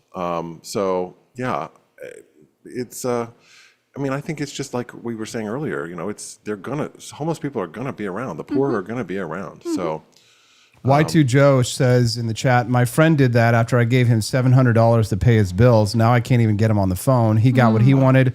No longer a friend. Wow. See, that's it, man. That's it. You want your friendship? Or it's like, yeah. I did it once with somebody that was very dear to me, and I went actually from kindergarten. We were in kindergarten together, and she couldn't afford to turn her water on. She's like, I can't turn the water on. She's like, can you please help me turn the water on? And I'm like, well, this person I'd known since kindergarten. And I was like, okay. So I sent her, money because, it's just me being me. And I thought that was done. But then, again, it's like, well, oh, there's a little gravy. Justin can supply a little gravy. So let me go back and see if Justin will do it again. And this is a and you didn't even sleep with her. Damn. You know what you need to do next time? Send them to the Sugar Daddy website and say, look, there's a lot of men out there willing to pay for your water. Not me. But here's the clincher. This was a married woman. I'm like, why am I supporting another man's wife? Yeah. Why am I helping another man's wife? Yeah. That seems weird to me. Like, brother, you need to figure out how to support your woman. Like, that's not my job to turn your wife's water on. Like, what the heck? Those are the women that need those decoy people to slide into their DMs and see if they're going to cheat, because she would. For money. Or just turn on the water. It's like, oh, baby, you're so sexy. Will you pay my bill? Right. All right, last topic before we let you go, Justin. This is more into the heady philosophical stuff, but it's also got historical examples of it. I don't know if you've seen that show Gilded Age on HBO that's kind of started to pick up steam. It's starting to get really popular now. We started like the first episode and we couldn't get into it, but I think we need to give it another try. This is a show on HBO that portrays America in the late 1800s, which I think was it was Mom's favorite era, the Victorian era. The Victorian age, yeah. The Victorian age. This is the age of high society, social climbers, political intrigue, rail barons, monopolies, right? And this was a period that was marked by rapid industrial growth, political corruption, and fierce fights over the role of government. And one of the presidents, the greatest presidents, in my opinion, in American history, Grover Cleveland. But apparently it's really resonating right now with people because just like in that time period, we're kind of living in a time of huge technological leaps where there's a lot of political polarization and then debates over the proper reach of federal power. So, Justin, I wonder, if you have any particular thoughts on parallels of modern society to the Gilded Age or the Victorian era, because the left likes to talk about the strata between the richest people in the world and those today. And there's all of these predictions like AI is going to destroy the middle class, and there will only ever be an underclass. Everything in Karl Marx's wet dreams are going to come true, which is why we need government grocery stores and more Zoran Mondani in New York City. Can you comment a little bit on that? Well, I think that the similarities that I see is that the Victorians were rather repressed, right? They were very repressed people. And I see a lot of that, like I call it the church lady syndrome. It's like very uptight, very much monitoring what other people are doing. There's a wonderful book that was written by, I think his name's Carl Veblen, Veblen. It was called The Theory of the Leisure Class. And it was written sort of in the Gilded Age, a little bit after this is like Edwardian. Okay, so you had Victorian times, and then following that you had Edwardian times, which was King Edward, right? This is King Edward was sort of around the time of the Titanic, right? So that's like we're thinking like early 20th century. The theory of the leisure class is that people of those times were very much about broadcasting their wealth, their very ostentatious wealth, in the accumulation of goods and services. So they would accumulate, houses or cars or summer homes or everything like that, and then they would sort of show those things off. Well, as we have gone in our modern age, as well as I do. I mean, Warren Buffett lives in the same house he lived in forever, right? So there are not these sort of standards of markers of like who's in and who's out, who's in the club and who's out of the club. To that degree, I would say the people that are signaling membership in clubs today largely are the left in the terms of how they code language for how they talk about things. So now we have what's called luxury beliefs. So rather than having luxury goods and services, now we have things like luxury beliefs, right? Where people believe things and it's like they signal to each other that like, oh yeah, this is what we believe, and oh yes, I believe that. Yes, I'm doing the right thing. So very much the people of the current thing, I've talked about like the current thing. People are like, oh yeah, I support the current thing. That is a signal of trying to gain status. So the Edwardians were very much about status, but they were also very repressed people. They were very closed in. And I think that I see a lot of similarities between those people and people of today. They want to signal their wealth. They want to signal their, privilege. I think this is very common now. One of my arguments is this idea of academics. It's like, well, you're not legitimate unless you've been stamped by the imprimatur of academia. And I'm like, not necessarily. There's a lot of very, very intelligent people that are not in academia, and there are a lot of very, very stupid people that are in academia. And you said something wonderfully that I love, and I think I say it to myself all the time. Intelligent people are really, really good at justifying their stupid ideas. And I think about that a lot. And I was like, yeah, that's so true. And so, yeah, I mean, I don't know how historically accurate that show is, that, but I know people like it. But no, I see the same. We don't change, Austin. We just change clothes. We just change clothes. We're the same people we were 100 years ago, 200 years ago. We just have different clothes on and different social mores and customs, but we're always the same. We're still humans. Justin, we love you so much. We miss you, brother. We wish that you could be with us here this weekend at the State Fair, because fortunately we won't be able to hang out with you this weekend, but we're hoping to see you again real soon. So tell us, Justin, where can people find you online, and will it be on our Discord channel? Ha! Well, I guess I better get in there. You better send me the link so I have it, so I can get in there. I am on Substack. I'm writing. I'm just gonna blow it up today. Blow it up, Justin. I'm taking a firecracker. I'm taking a little firecracker and I'm throwing it in the toilet, and I'm blowing up the toilet today. Wow. But I'm on Substack at Justin Petersen, Petersen.substack.com. I don't know. I think this essay, I've worked on it a lot. I think it's my most culturally relevant essay that I've written. I usually write about historical things. This is the most time I've kind of waded into these kind of political waters with things. I think I wrote a good essay, and I'm really kind of proud of what I've written. I mean, I know I'll probably get backlash, but Stephanie, I know we've talked about people pleasing. Yeah. And it's like, well, sometimes you just have to say things and let people feel their feelings and just kind of go with it and just be like, okay, you're having negative feelings. Yeah. I'm sorry for that. I'm sorry for that for you. But, sometimes things are worth saying, even if they're not popular. That's right. There we go. Justin, what's right isn't always what's popular. What's popular isn't always what's right. We love you, brother, and we'll see you hopefully next Friday. Have a good one. Love you. All right, you too. And do me a favor, and at least please ride one ride at the Midway and take pictures. And if you have the haunted house, or if you have one of those haunted, rides, please take a picture of the outside of it for me. And I want to relive the Midway. They've toned those down, sadly. It used to be that you had the chicks with the big boobs. They would even show nipples and stuff on the Midway rides, the haunted houses. But now they're all politically correct, and you can't really find those anymore. My favorite one, can I tell you my favorite one? Austin, I think you went with me. Which was one? The lady that turns into a gorilla. Do you remember that one? Do you remember that one? Oh, no. That was so cool. I love that run. I love that We'll one. miss you on Saturday, Justin. All right. Have a good one. I'll talk to you later. Bye. Talk to you later. Bye-bye. Bye. That's Justin Petersen. Follow him over on X at Justin J. Petersen. Speaking of the Gilded Age, the president during the Gilded Age, one of our greatest presidents, our most libertarian presidents, was Grover Cleveland. Maybe you have a little liberty lover in your life. So Hazel's actually reading in her crib right as we speak. I see her opening her book. Our copies of Grover the No President are coming in very soon. You can get yours actually before ours because of Amazon's printing time. They send the author copies by slow boats from China. But if you order them directly from Amazon.com, then you can get those in 2 days. Grover the Nope President, available at Amazon. If you go to the Liberty Shop, you'll see it's posted right there at the very top. Grab a copy of our children's book, Grover the Nope President.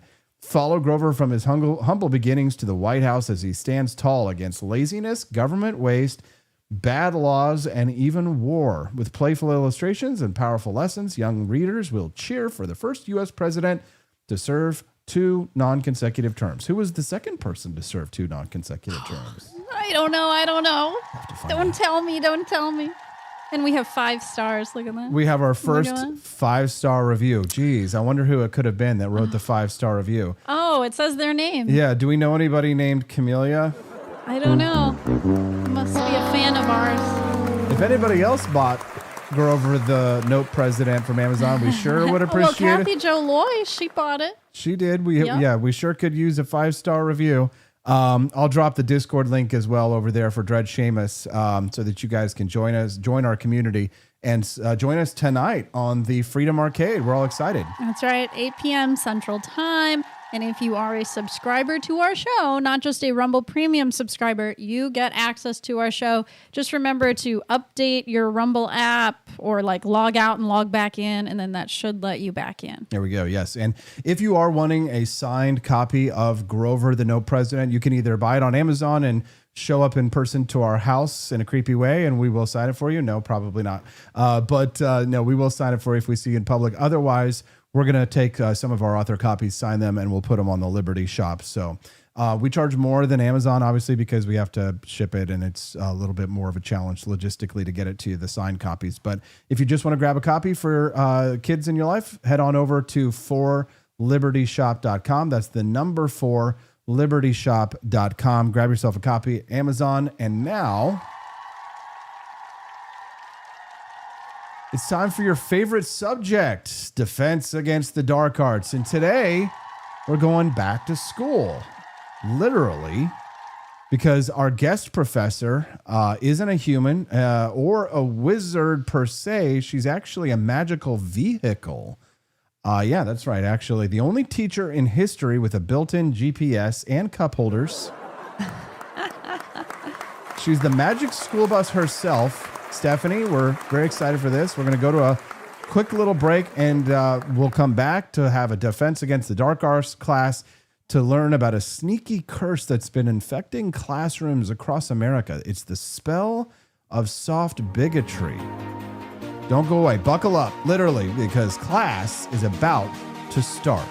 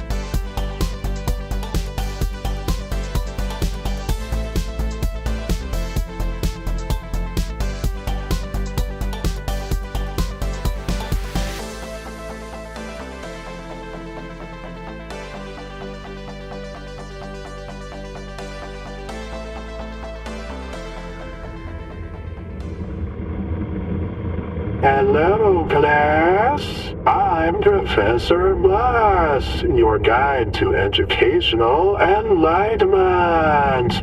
And yes, my headlights are up here. Today we're talking about a curse so subtle, so sugar-coated, you might not even notice it until it's taken root. The spell of soft bigotry. Now, this curse doesn't roar in like a fire-breathing dragon. Oh no. It's more like glitter in the carpet. It sneaks in, sticks around, and slowly ruins everything. It's cast by well-meaning wizards and witches who believe they're being kind by lowering expectations for certain students. It sounds like this. We don't want to overwhelm them. Not everyone is cut out for advanced classes. Maybe competition isn't healthy for kids like that. What they're really saying is, we don't believe you can do it. Example 1. Some schools are removing honors classes entirely in the name of equity. Translation: instead of helping more students reach the top, they tear the top down so nobody feels bad. Imagine Hogwarts canceling Quidditch because Slytherin keeps losing. Example 2. The grading curve that punishes top performers. You ace your test, but because others didn't, your grade gets squished to average. That's not fairness. That's academic socialism. Example 3. Eliminating spelling bees, math competitions, and science fairs because they might hurt feelings. That's like banning foot races because someone might come in last. Spoiler, life has winners and losers, and knowing that is healthy. Here's why this curse is so dangerous. When kids hear, "We don't expect you to be excellent," they start to believe it.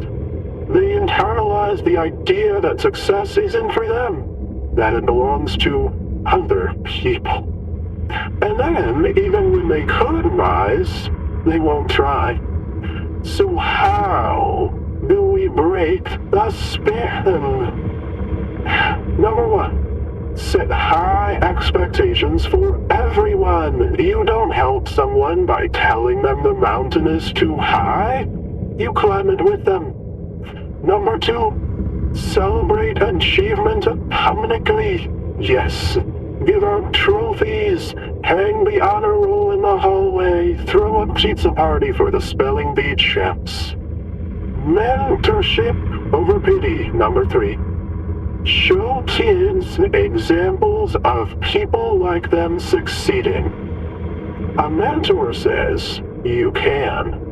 He says you can't. Parents, if you see this curse creeping into your school board's policies, speak up. Ask, why are we lowering the bar instead of lifting kids up? Because here's the truth. Soft bigotry isn't kindness. It's the slow poison of low expectations, and kids deserve better. All right, class, you are dismissed.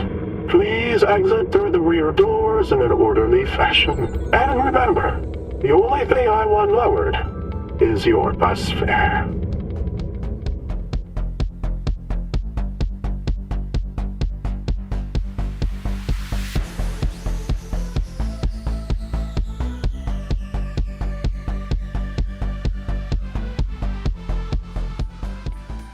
All right. Wow. That was a great class. Wow. I learned a lot. Did you? Yeah. The bigotry of low expectations, the soft bigotry of low expectations on our kids. That was a great class. It was. It was. I like the Magic School Bus. Taught by the Magic School Bus herself. Turned out, I never thought that the Magic School Bus would be a libertarian, but I guess all that experience with public education that she's had over the years has turned her. That's right. She's a private school bus. Yes. First professor with no mustache, says Derek Mollier. Well, thankfully the camera doesn't zoom in very far because I'm sure I have little hairs here and there. This has been an absolutely fantastic Freedom Family Friday, Stephanie. I'm so thankful that you do this with us. Does everybody in the chat appreciate this? I think most people probably do. Drop some dubs in the chat. And as we exit here today, we like to say, exit through the gift shop, but tonight, Freedom Arcade. Gonna have myself a real good time. I feel alive. If you guys want to join us tonight at Freedom Arcade, 8 p.m. Central Time, make sure that you guys download Battlefield 6 if you want to stream, play with us. Otherwise, you need to be in the Discord channel if you want to be on the show. You don't have to play the game, but join our Discord. We've pinned the links. We've dropped them everywhere. If you don't know how to find it by now, gosh darn it, I'll just have to post it again in the Rumble chat before we go. Tonight, 8 p.m. Central Time, we will be joined by Stephanie again on the show. Wow. We love that. Freedom Family Friday and the Freedom Arcade. It's just too fun. I can't resist you all. Is there anything that you think we missed here, Stephanie? I think we covered everything, right? I think so. I would like to ask all of you out there to keep us in your thoughts and prayers because Hazel's going for her 12-month appointment today at the doctor, and I think she has to get some blood taken. That's like, I guess, what they do. So send us your good thoughts. I hope she can be strong and brave during her appointment today. And that she doesn't get the autism from whatever else they inject inside of her, okay? So thanks so much, everybody. Can't wait to see you again tonight at 8 p.m. Central. It's going to be a fun time right here on the channel that you're watching, rumble.com/AP4Liberty. We'll see you in the Discord until then. Have a great day and be free. Bye, guys.